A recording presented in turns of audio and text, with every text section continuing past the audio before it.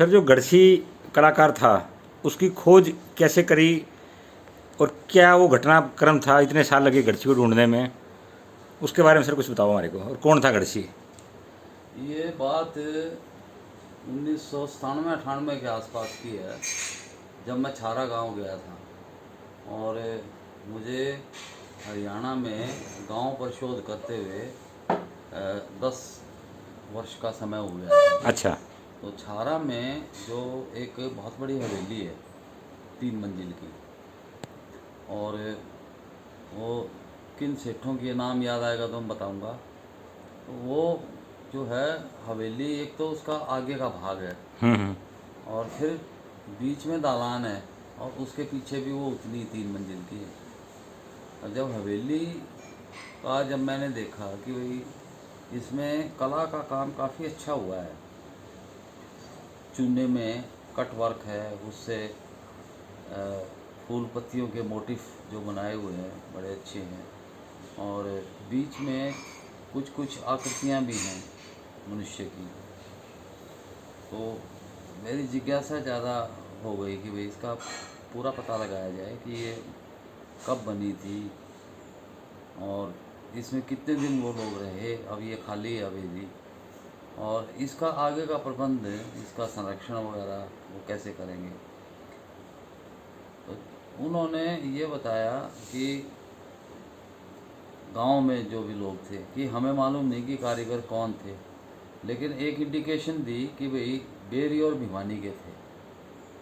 तो बेरी के जो कलाकार थे, जिनको भवन वास्तु निर्माण शैलियों में और चित्र बनाने में, जो भित्ति चित्र बनाते थे, तो उनको काफ़ी जानकारी थी और वो बड़े अच्छे कलाकार भी थे। ये काम बड़े नफासत से करते थे, जिनको प्यार से लोग लालू कहते थे। उनका पूरा नाम लालचंद शर्मा, ठीक है। और वो स्थपति वर्ग है हमारा, जो यानी मकानों के बनाने का जो जिम्मेवारी जिनकी होती है समाज में, खत्ती जिनको हम बोलते हैं। एक खत्ती होता है लकड़ी का काम करने वाला, और एक होता है चिनाई वाला खाती। तो इसको हम मेजन अंग्रेज़ी में बोल देते हैं। तो वो जो art work in plaster, plaster मतलब कोई भी पहले चूने का जो होता था काम, ठीक है। तो चूने में वो लोग मकान बनने के बाद आकृतियाँ, फूल पत्ती, बेल बूटे, और ये दीवार पर भी बनाते थे और झालर के रूप में लटकन में भी बनाते थे। इसमें 2 चीज़ें जो है अच्छी थी इस हवेली में, कि हवेली का जो अगला हिस्सा था और जो पिछला हिस्सा था, जब आप हवेली का मंजिल बना लेते हो पूरी, कोई भी, चाहे आपने 2 मंजिल बनानी है, 3 बनानी है, तो उसके ऊपर उसके समापन के लिए क्राउन बनाया जाता है। क्राउन। क्राउन, ताज बोलते हैं जिसको, कि वह हवेली का ताज भी बनेगा। अच्छा। ठीक है। उसके बगैर वो शिल्प जो है वो पूरा नहीं होता था। उसमें सौंदर्य का तत्व नहीं आएगा। ठीक है। अगर प्लेन रख दोगे आप उसको, उसकी पैरापेट को, जो मुंडेर वगैरह होती हैं, आगे वाली मुंडेर, तो वो एक किस्म का मुकुट होता है, ताज, मुकुट या क्राउन बोल दीजिए आप। तो उसमें भिवानी के मिस्त्री जो है वो पहले से लगे हुए थे इसमें। फिर बीच में जो सेठ थे, खुशीराम और कृपाराम, ठीक है। तो इसमें कृपाराम जो है वो खुशीराम के पिताजी हैं, और शायद गोयल हैं ये, इनका गोत्र जो है अग्रवाल जो है। तो इनका बिजनेस कहीं मेरे ख्याल में कलकत्ता वगैरह है, जैसा इन्होंने बताया। तो अगला भाग तो गद्दी कक्ष है, और गद्दी कक्ष के ऊपर और जो मुख्य प्रवेश द्वार का एक वेस्टिब्यूल बनाया हुआ है इन्होंने, जिन्हें गांव में दरवाजा कहते हैं, वो उसके ऊपर जो छत है, उसके ऊपर मेहमानों के या मर्दाना रहने के कमरे हैं, और बीच का दालान पार करके जो पीछे का हिस्सा है वो सब जनाना हिस्सा है। तो जब ये भिवानी के खातियों की चिनाई पूरी हो गई हवेली की, तो फिर जब क्राउन बनाने की बारी आई तब तक लालू आ चुके थे काम करने के लिए। और भाई ये आपस में बात करेंगे, तय करेंगे कि बनाना क्या है, यानी सब्जेक्ट का चुनाव करेंगे।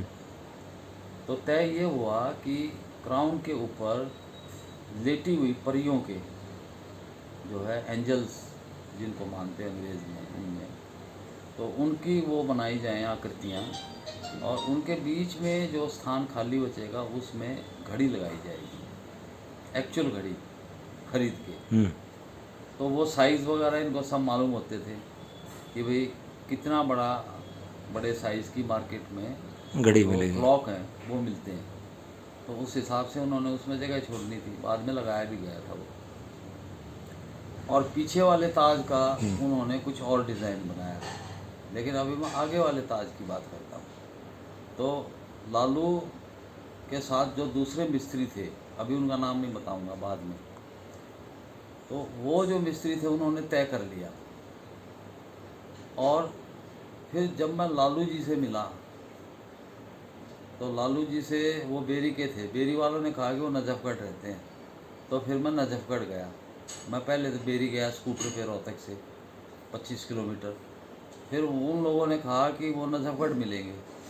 फिर मैं बेरी से स्कूटर पे सीधा नजफगढ़ गया, काकड़ोली होके। ठीक है, नजफगढ़ जब मैं गया उनके घर में, तो उन्होंने ये कहा कि वो तो श्रीनगर दिल्ली में काम पे गए हुए हैं, मंदिर बन रहा है वहाँ। तो फिर मैं नजफगढ़ से काकड़ोली होते हुए श्रीनगर पहुँचा, वो सीधा रास्ता है। और फिर शाम को मुझे घर भी आना था, तो वहाँ मुझे लालू जी काम करते हुए मिल गए। वो मेरी उनसे पहली मुलाकात थी। उसके बाद 3 मुलाकातें और हुई थी। तो उनमें मैंने ये कृपा खुशीराम वाली हवेली, जो छारा गांव में, जो दलाल गोत्र के जाटों का सबसे बड़ा गांव है, सांपला के पास, सांपला से दक्षिण में, तो उन्होंने मुझे बताया कि इसकी कहानी बताई कि हुआ क्या था। तो आकृति जब तय हो गई, डिज़ाइन जब तय हो गया, ठीक है, तो इन लोगों ने ये किया कि भाई इसको बनाएगा कौन। तो गढ़सी कहने लगे कि भाई ये मैं बनाऊंगा, पीछे का दूसरा ताज तुम इंडिपेंडेंटली बना लो।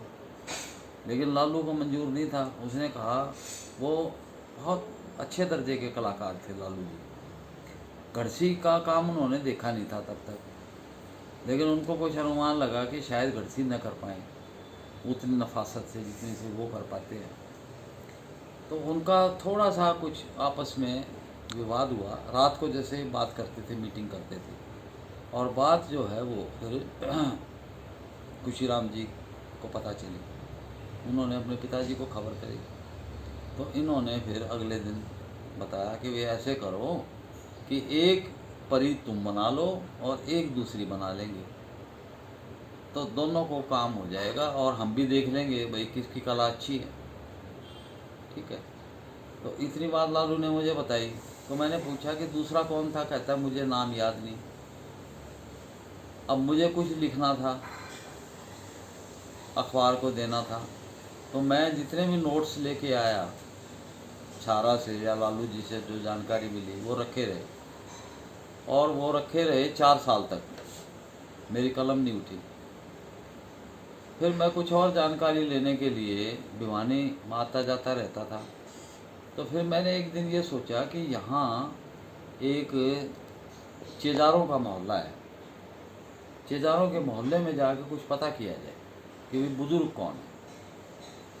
ठीक है, तो जब मैं गया तो शाम हो चुकी थी, शायद कोई सर्दियों के दिन थे, और मेरे ख्याल से 4:30 पौने 5 का टाइम था। मुझे वापस रोहतक भी आना था, स्कूटर पे मैं गया हुआ था रोहतक से। उसके बाद जो है कुछ लोगों ने मुझे बताया कि आप अंदर जो है बुज़ुर्ग हैं, काफ़ी 90 साल से ऊपर की उम्र है, गढ़सी बाबा से मिल लो। तो मैं अंदर गया। गढ़सी अंदर अपने घर में अंदर वाले कमरे में थे। थोड़ी तबीयत भी उनकी ढीली थी उम्र के हिसाब से। तो मैं बैठ गया, उनसे बातचीत जब मैंने शुरू की तो मैं सीधा बात पे आ गया कि भाई जो छारा की जो हवेली है उसमें लालू ने काम किया और दूसरे आदमी का पता नहीं कि किसने किया था, आपको कुछ मालूम हो तो बताओ। तो उसने कहा कि वो दूसरा आदमी मैं ही था। मैं कहा आपका नाम? कहने लगा गढ़सी। मैंने फिर पूछा ना उनसे कि बाहर तो बता दिया था गढ़सी, मैं कहा इनसे भी पूछ लेता हूँ कि गढ़सी नाम है इनका। गढ़सी मतलब गढ़ सिंह। गढ़ सिंह। गढ़ सिंह, गढ़सी, वो राजस्थान के थे ना ये। तो ये इधर के जो झुंझुनू जिले में ये आगे लोहारू से आगे जाते हुए एक जगह आती है, चिड़ावा है। चिड़ावा। तो वो शायद चिड़ावा के थे। वो भिवानी में चेजारों की ढानी में जो लोग आए हुए थे वो राजगढ़ से चिड़ावा और ये जो पिलानी वगैरह इस साइड के जो कारीगर वगैरह आके यहाँ रहने लग गए थे। तो फिर गढ़सी से मैंने कहानी पूछी तो उसने कन्फर्म की वो बात। इसका मतलब वो दोनों सच्चे आदमी थे और सही बात उन्होंने बताई थी लालू ने।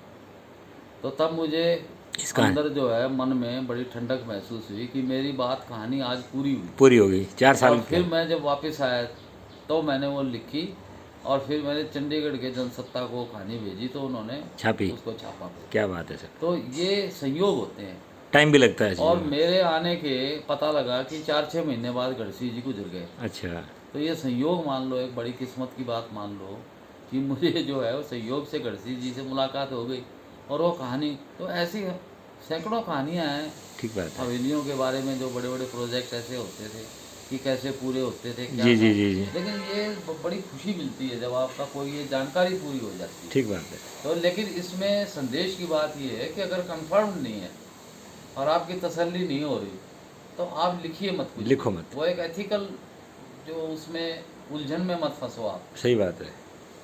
मनोज, कैसा लगा आपको ये गाने सुन के? भाई मेरे लिए तो ये पहला एक्सपीरियंस है और मैं तो बैठा हूँ तब से कुछ ना कुछ सीख ही रहा हूँ कि कैसे कैसे चीज़ों को एक अलग नज़रिए से या डॉक्यूमेंटेशन करने की ज़रूरत है ताकि हम पहुँच पाएँ कि पौराणिक तरीके से कैसे चीज़ें बनाई जाती थी, सहेजी जाती थी और क्या इकोसिस्टम काम करता था। तो कोशिश करूँगा कि ऐसे कुछ कुछ चीज़ें जोड़ते रहूँ। देखो कमल जी, इसमें ऐसा है कि हर एक काम करने का इकोसिस्टम बिल्कुल अलग होता है, और जब आप उसको पूरी तरह से वाकिफ़ हो जाते हैं ना, तो फिर आपका जो धैर्य बहुत बड़ी चीज़ होती है और संयोग बहुत बड़ी चीज़ होती है। जब आपकी ये सब्सटेंशियल जानकारी जो उस महत्व की है, जो कि उसमें रोमांच लेके आए। अब ये तत्व ऐसा था जिसमें हवेली की कहानी में लिखूँगा तो कोई नहीं है, लेकिन ये तत्व अगर उसमें शामिल है तो उसमें रोमांच आ गया। रोमांच का तत्व इसमें शामिल होगा और लोग उछल पड़ेंगे उसको पढ़ के। ठीक बात। यार क्या कमाल की बात लिखी है कि 4 साल कोई रुक सकता है आदमी? ठीक बात। लोग तो थोड़ी सी जानकारी लेके उसको ब्लॉक करने का टाइम है आजकल तो, और ये बंदा 4 साल चुप बैठा रहा।